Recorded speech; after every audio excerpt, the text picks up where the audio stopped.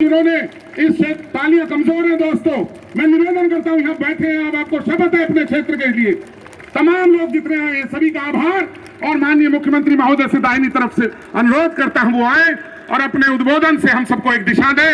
बहुत बहुत आभार आप सबका, कृपया धैर्य पूर्वक सुने। बहुत बहुत धन्यवाद माननीय मुख्यमंत्री जी।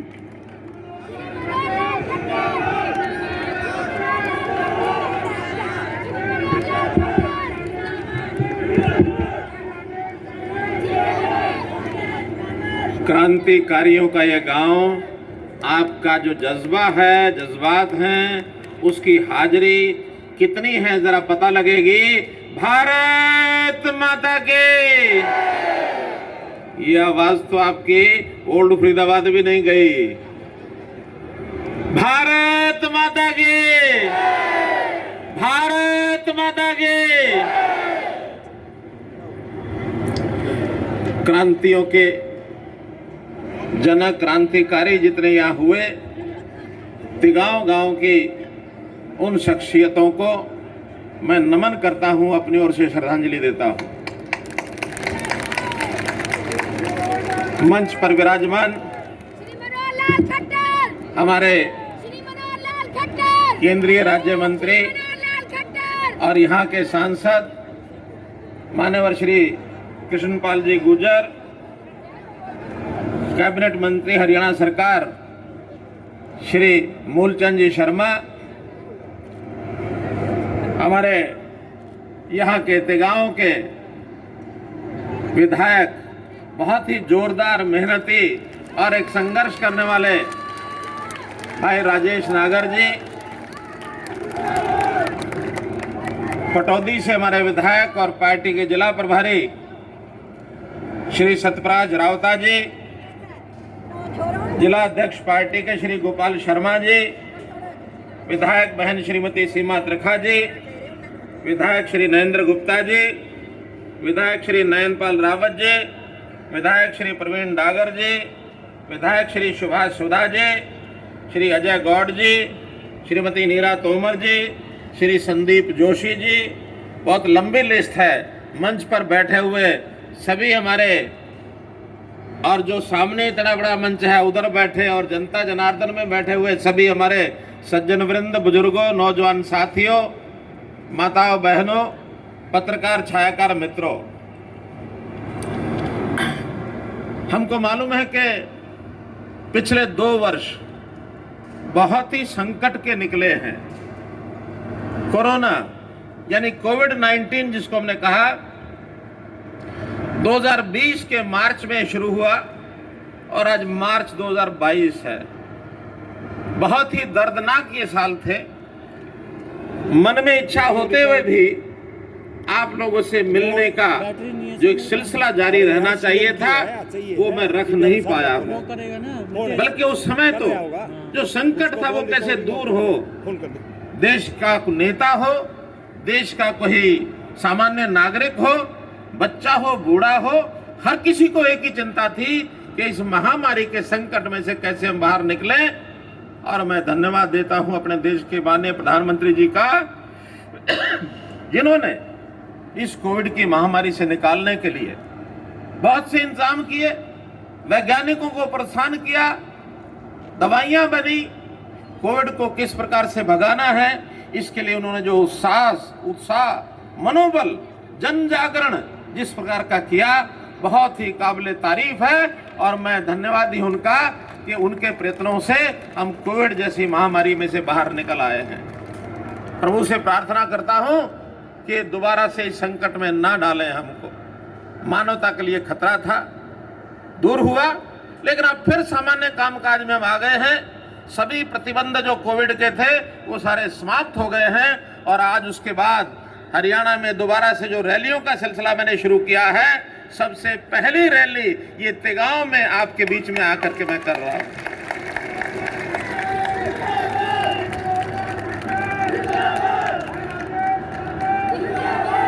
भाइयों बहनों, अभी अभी बजट सेशन में से पूरा करके हम लोग आए हैं।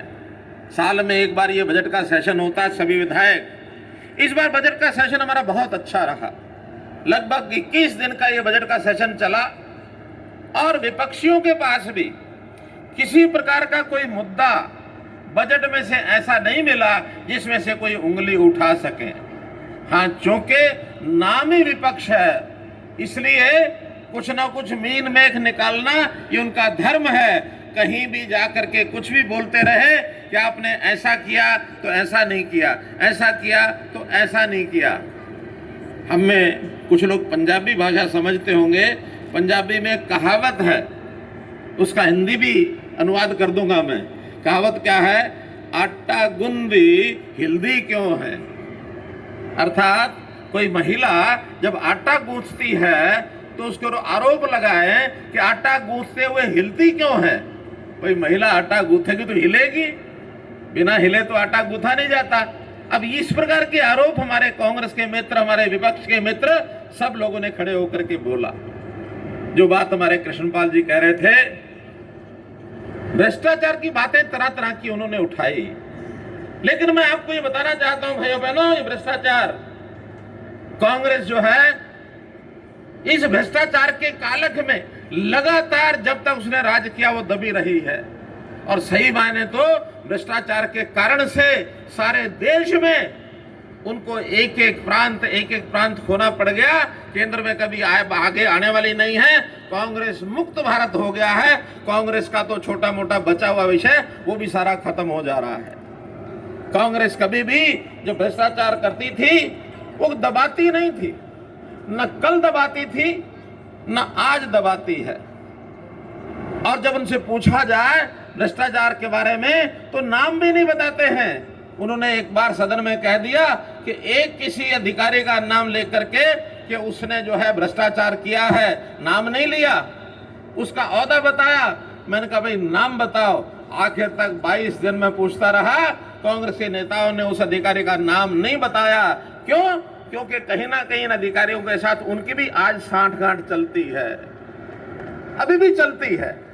वो पहले भी दबाते थे, आज भी दबाते हैं। लेकिन हमारी सरकार, जब हम विपक्ष में थे 10 साल पहले, हम भ्रष्टाचार को उस समय भी नहीं दबाते थे, उस समय भी उजागर करते थे। और आज हमारी सरकार अपनी है, आज भी भ्रष्टाचार को कुरेद कर नीचे से ला रहे हैं। भ्रष्टाचारी तो आज भी आपको मिलेंगे कहीं ना कहीं, लेकिन हम अपने आप कुरेदते हैं। हमारी वो आदत नहीं है कि गंदगी दिखे तो उसको दरी के नीचे धका दो, दरी ढक जाए कि गंदगी थी नहीं जैसे। नहीं, गंदगी को निकालना पड़ेगा। और ये भ्रष्टाचार अगर आज हमारे समय में भी कोई अधिकारी, कोई कर्मचारी, कोई नेता यदि करेगा तो उसको बख्शने वाले नहीं हैं, हम बख्शने वाले नहीं। मेरे साथी अभी राजेश नागर जी कह रहे थे कुछ अधिकारी जो है हमारी बात नहीं सुनते, कहीं कहीं भ्रष्टाचार की बात भी ये मेरे कान में आकर के डाल रहे थे।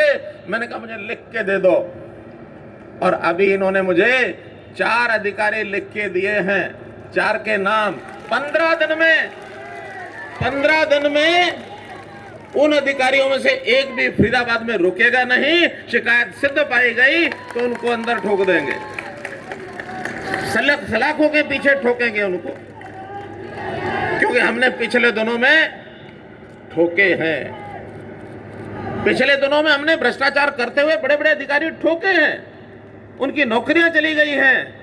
और अब हमने भ्रष्टाचार का उसको जो इन्वेस्टिगेशन, उसकी जांच करने का तरीका, पहले तो स्टेट में विजिलेंस होता था, अब उस स्टेट के बाद नीचे डिवीजन लेवल पर 6 जगह हमने विजिलेंस ब्यूरो और बना दिए हैं, ताकि नीचे भी छोटा छोटा भ्रष्टाचार है, कोई भी उसकी जानकारी देगा तो बख्शेंगे नहीं।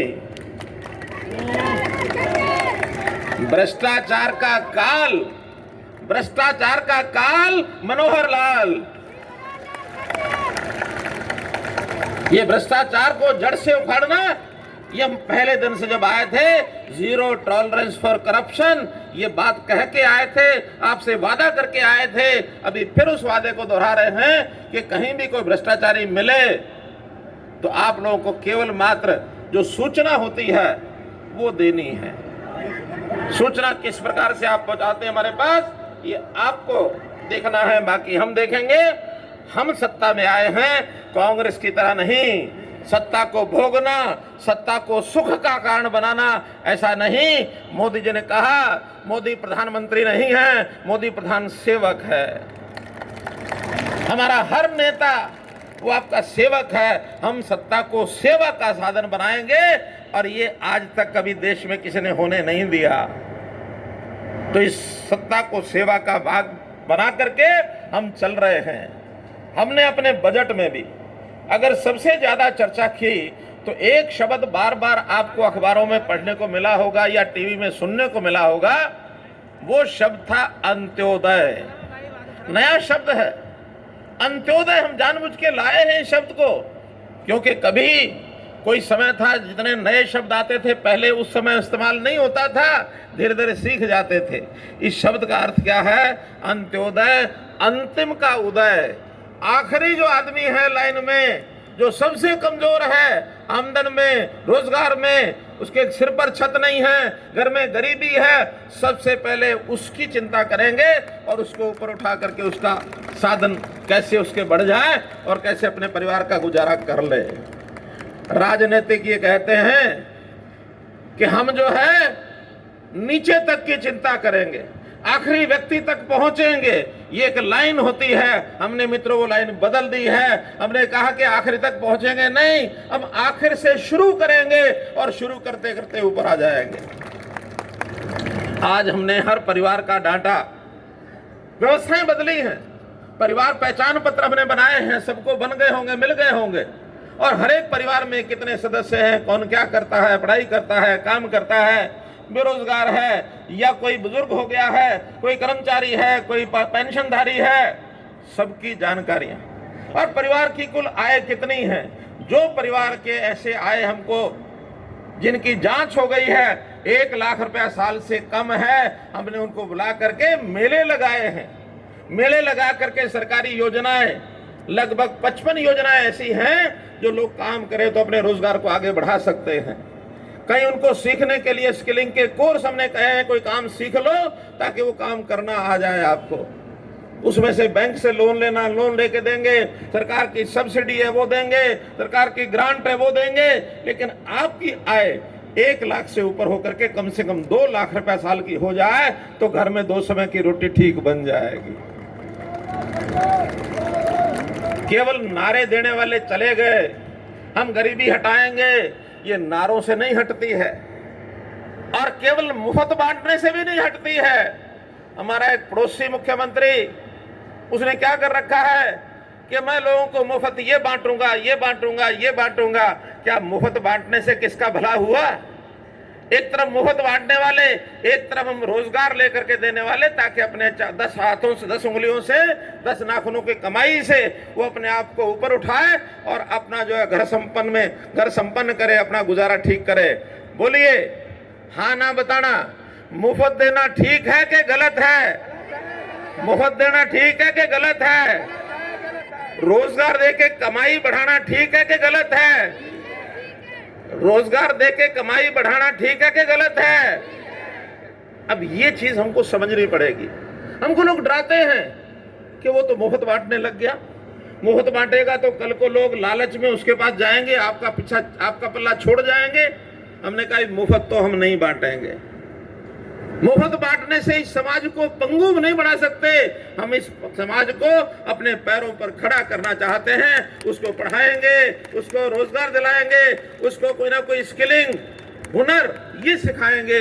अभी हुनर सिखाने के लिए एक यूनिवर्सिटी पलवल जिले में हमने बना दी है, सारे देश भर में एकमात्र वो यूनिवर्सिटी है। तो इसलिए भाइयों बहनों, हमने इसमें बजट में कई बदलाव किए हैं।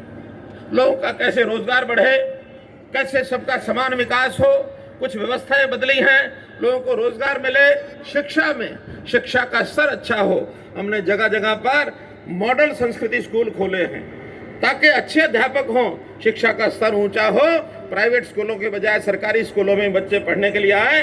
हमने कृषि कल्याण, इसके लिए नए नए काम, खास करके जो पहले अंग्रेजी दवाइयां डाल करके या केमिकल डाल करके, कहीं यूरिया डालकर, डीएपी डालकर जो खेती करते हैं और अन्न पैदा करते हैं, उसके अंदर आज भी जहर मिलने को लग गया है, ऐसे हमारी लेबोरेटरी बताती है। कैंसर की बीमारी, मधुमेह की बीमारी उससे आती है। हमने कहा नहीं, प्राकृतिक खेती की तरफ जाएंगे हम। चाहे पुराने काल में गोबर का गैस यानी गोबर का खाद ये डाल करके, और उसके आजकल आधुनिक तरीके बहुत आ गए हैं। बायो फर्टिलाइजर बड़ी बड़ी कंपनियां बनाने लग गई हैं, जिसमें से शुद्ध भोजन खाने को मिले। हमने पानी बचाने की मुहिम चालू कर दी है। हमने पर्यावरण को बचाने के लिए, प्रदूषण खत्म करने के लिए बहुत से नए नए आयाम खड़े किए हैं। पानी को बचाने के लिए आपको एक ही बात बताता हूं, किसानों को कहा है कि चावल बोना छोड़ दो, चावल की जगह दूसरी खेती करो। 7,000 रुपया एकड़ का ये हम देंगे आपको। क्यों? चावल पैदा करने वाले जानते होंगे 1 किलो चावल को पैदा करने में 2000 लीटर पानी लगता है। 2000 लीटर पानी, ये पानी का संकट है। पानी पीने का हमारे पास होता नहीं है, हम इसको बर्बाद करेंगे तो ठीक नहीं है। मेरा कहने की बातें तो मेरे पास बहुत हैं। पूर्व के वक्ताओं ने बहुत सी चीजें आपको बताई हैं। आज तो चूंकि कुछ बातें हमारे सभी विधानसभा के हमारे विधायकों ने, हमारे सांसद महोदय ने अपने सामने रखी हैं, तो उनमें से कुछ जो सरकार के विभिन्न विभाग जो होते हैं वो हमको क्लियर करके फिजिबिलिटी करके देते हैं, उसकी जानकारी आपको दूंगा, क्योंकि आपकी इंतजार भी उसी बात की है। बाकी तो भाषण है, भाषण और राशन वो तो लगातार चलता रहता, लेकिन हमारे काम विकास के कितने होंगे? मेरे यहाँ के कामों की कभी कोई कमी रही ही नहीं है। जब मैं विधानसभा का जब यहाँ आया हूँ, आपको सैकड़ों करोड़ रुपए की योजना देके गया हूँ। आज भी कोई कमी नहीं छोड़ेंगे। सबसे पहली जो मांग रखी है हमारे राजेश जी ने कि इस इलाके में इंडस्ट्रियल एरिया नहीं है।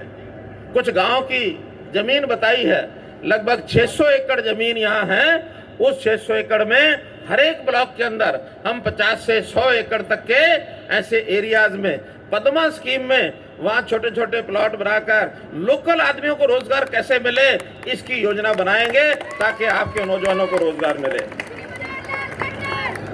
इसी प्रकार गांव के अंदर कुछ जो बड़ी योजनाएं इनको बताई है, इन्होंने मांग की है कि सेक्टरों में कम्युनिटी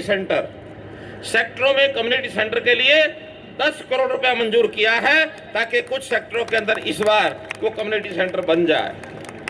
ग्रेटर फरीदाबाद जो कहा कि पहचान मिल गई हमको ग्रेटर फरीदाबाद की, वहां पर फायर स्टेशन नया ये नहीं था, फायर स्टेशन मंजूर किया है 12 करोड़ रुपए की लागत से, और वो जो है फायर स्टेशन ये आपको मिलेगा।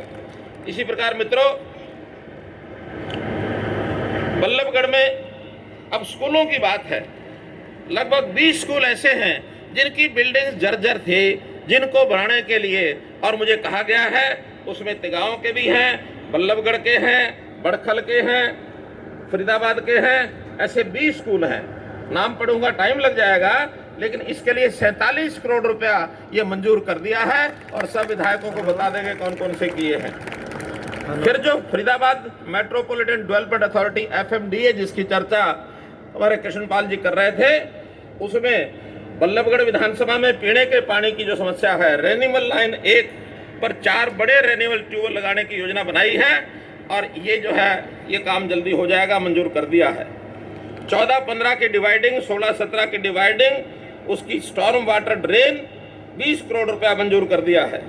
सेक्टर 15A और 15 डिवाइडिंग, इस पर भी काम होना, 10 करोड़ रुपया इसका मंजूर किया है। इसी प्रकार लाल बहादुर शास्त्री मार्ग बाईपास 2 करोड़ रुपया मंजूर किया है। फरीदाबाद के ही FMDA के लगभग 53 करोड़ रुपए के काम हैं, इनको हमने मंजूर किया है। पृथला में वीटा प्लांट को वहां बल्लभगढ़ से वहां बदला जाएगा, और गांव मुजेड़ी गदपुरी, इसमें जहां भी जमीन मिलेगी उसको वहां बदल करके 195 करोड़ रुपए का खर्च ये उसके ऊपर आएगा, और उसको वहां हमने ट्रांसफर किया है। गांव में ये जो कहा गया कि 2008-9 को जमीन अधिकृत हुई थी, उसका मुआवजा भी किसानों को नहीं मिला है। मित्रों, वो सारी प्रोसेस चालू हो गई है। बहुत जल्दी ये जो गांव है, नीमका, बतौला, खेड़ी, फजूपुर, बड़ौली, फरीदपुर, इन शायद जो 28-30 गांव हैं, इन सब का मुआवजा बहुत जल्दी दिलवाने का काम हम करेंगे। मित्रों, सेक्टर 2 में पोलिंग क्लिनिक का निर्माण 15 करोड़ रुपया लगेगा, इसको कराया जाएगा। इसी प्रकार सेक्टर 48 में कम्युनिटी सेंटर, इसकी स्थापना भी कराई जाएगी। पृथला में शाहपुर कला के पास पुल बनाया जाएगा और उसका भी 8 करोड़ रुपए का खर्च आएगा। आगरा नहर पर गांव शाहपुर कला, इसके पास का पुल है, लगभग 10 गांव को ये जोड़ेगा, इसका भी फायदा होगा। इसी प्रकार तिगांव में पुलिस थाना, इसका नया भवन ये भी बनाने के लिए हमने आदेश कर दिए हैं।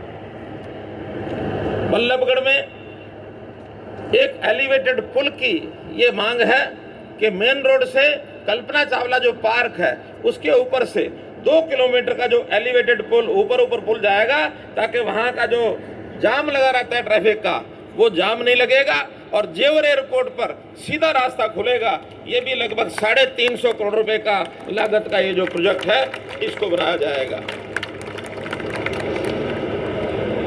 फरीदाबाद में सेक्टर 16A में जो सर्किट हाउस है, कभी कभी हमको भी जाके वहाँ रहना पड़ता है, जमीन बहुत बड़ी है लेकिन वो अब छोटा हो गया है, उसमें बहुत लोगों को ठहरने की आवश्यकता है, वहाँ उसको भी नया सर्किट हाउस बनाया जाएगा। 45 करोड़ रुपया उसके ऊपर लागत जो है वो आएगी, उसको मंजूर किया है। तिगांव में बल्लभगढ़ से तिगांव होकर के मंझावली, ये जो 4 मार्गी रास्ता है, 60 करोड़ रुपया लगा करके इसको भी तैयार किया जाएगा। प्लाटून पुल महावतपुर, ये जो काफी लोगों की जरूरत है, लेकिन वहां थोड़ी जरूरत है जमीन की। जमीन अगर किसान हमको दे देंगे तो उस पुल को, प्लाटून पुल को भी बनवा दिया जाएगा। ग्रेटर फरीदाबाद में जो सड़कें हैं, जो हमारे इस तिगांव क्षेत्र में पड़ती हैं, उसमें मार्केटिंग बोर्ड की कुछ सड़कें हैं और कुछ PWD की भी है।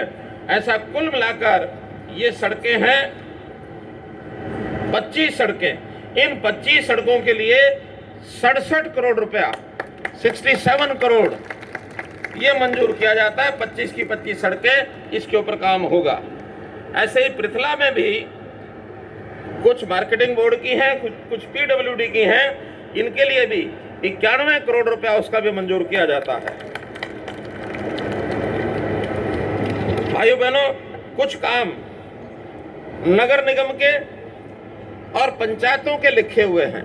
मैं एक जानकारी देना चाहता हूं कि अब नगर निगम और पंचायतें, इनको हरियाणा सरकार ने ऐसा तय किया है कि अपने बजट का एक हिस्सा ये इनको सीधा दे देंगे। वहां के पार्षद और जहां पंचायतें हैं, पंचायत के पंच सरपंच, जिला परिषद के मेंबर, वो सब मिल करके अपने अपने गांव में कौन से हमने काम कराने हैं, या नगर निगम के अंदर वार्ड में कौन से नगर निगम के काम हमने कराने हैं, इसके लिए हमने अपने बजट का 7% आबादी के हिसाब को सबको दे दिया जाएगा। इस बार जो जिला हमारा फरीदाबाद, इस जिले के जो ग्रामीण क्षेत्र की आबादी के हिसाब से कुल 75 करोड़ रुपया ये उनको दिया जाएगा, सब गांवों को मिलाकर। और शहरी क्षेत्र में भी 350 करोड़ रुपया नगर निगम को स्थानांतरित किया जाएगा, ताकि नगर निगम के सारे काम उसमें हो सकें। एक बड़ा काम तिगांव का, ग्रेटर फरीदाबाद में बिजली के 2 सब स्टेशन, 193 करोड़ रुपया इस पर लगेगा। ये 2 सब स्टेशन भी ग्रेटर फरीदाबाद में, ताकि बिजली की कोई कमी ना आए।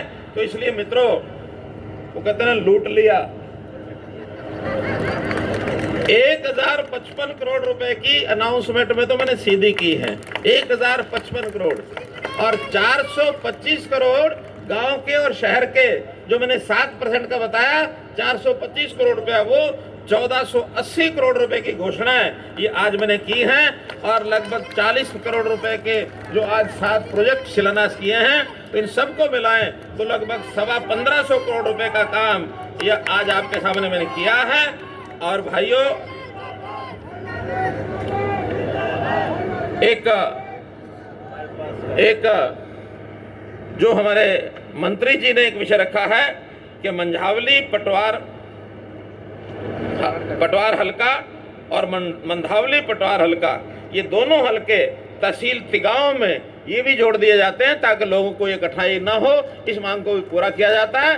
और एक बात, जैसा कहते हैं ना, कोई दुकानदार दुकान में लिखता है, पीछे उसके एक छोटी सी पट्टी लगी होती है, भूल चूक लेनी देनी, तो भाई कोई बात आप लेके आओ, आधी रात लेके आओ, उस काम को पूरा कराएंगे। बहुत बहुत धन्यवाद, बहुत बहुत आभार। बहुत बहुत धन्यवाद माननीय मुख्यमंत्री जी। तालियां एक बार बजाकर उनका अभिवादन करिए। तमाम मांगे उन्होंने मांग ली। बहुत बहुत धन्यवाद इस क्षेत्र में पधारने पर माननीय मुख्यमंत्री महोदय का, तमाम मंत्रीगण का, विधायकगण का, अफसरान का, सभी का बहुत बहुत दिल की गहराइयों से धन्यवाद। एक बार बहुत ही